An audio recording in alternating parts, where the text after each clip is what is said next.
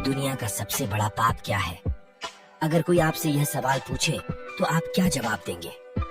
कोई कहेगा असत्य, कोई कहेगा तो कोई कहेगा लालच। जब पाप और पुण्य की बात किसी भी व्यक्ति के सामने आती है तो व्यक्ति अच्छे कर्म करने से पीछे नहीं हटता है। और यह भी सच है कि कोई पाप करके भी पीछे नहीं हटता।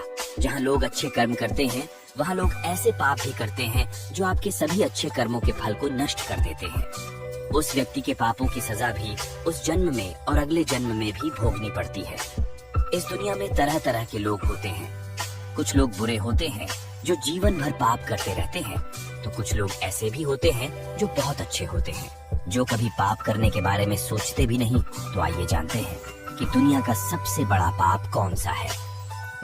भगवान श्री कृष्ण ने कहा है कि संसार में सबसे बड़ा पाप नारी की इज्जत से खिलवाड़ करना है। नारी की इज्जत से खिलवाड़ करने वाला इस दुनिया का सबसे बड़ा पाप करता है। विज्ञान के अनुसार नारी शक्ति एक ऐसी शक्ति है जिसका अंदाजा लगाना बेहद मुश्किल है। नारी को संसार में सबसे अधिक पूजा या माना गया है। एक महिला का अपमान करना पूरे ब्राह्मण को बर्बाद करने के बराबर है। संसार में नारी हर रूप में अपने बच्चे का लालन पालन करती है। जिसे हम प्यार की भाषा में माँ कहते हैं, यह स्त्री रूप में पुरुष को दर्शन देती है। कभी माँ के रूप में तो कभी बहन के रूप में इस दुनिया को सिर्फ औरतें ही चलाती हैं। जो व्यक्ति स्त्री को हानि पहुंचाता है और करोड़ों का भागी बनता है। गीता के अनुसार सबसे बड़ा पाप क्या है? संपूर्ण जानकारी। गीता हिंदू सनातन धर्म का सबसे बड़ा ग्रंथ माना जाता है। गीता में जो बातें बताई गई हैं, बिल्कुल सत्य है। अगर गीता में बताई गई अच्छी बातों को अगर कोई इंसान अपने जीवन में उतार लेता है तो उस इंसान का जीवन सुधर जाता है और इंसान गलत दिशा में जाने से बच जाता है। गीता के अनुसार सबसे बड़ा पाप जीव हत्या को माना गया है।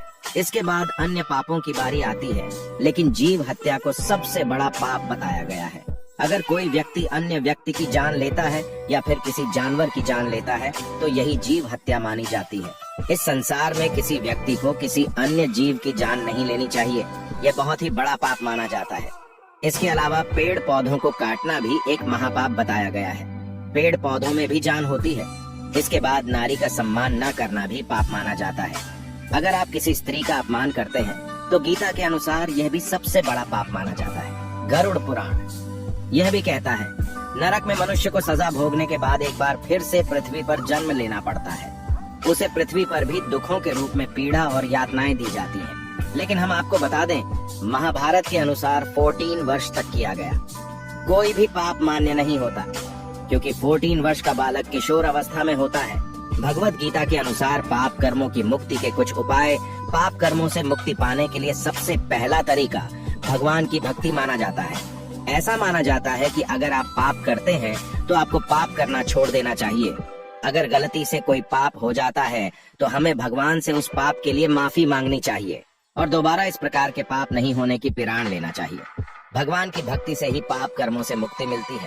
पाप करना मतलब भगवान की इच्छा के विरुद्ध माना जाता है। अगर आप पाप करते हैं तो ईश्वर आपको इसकी सजा दे सकते हैं।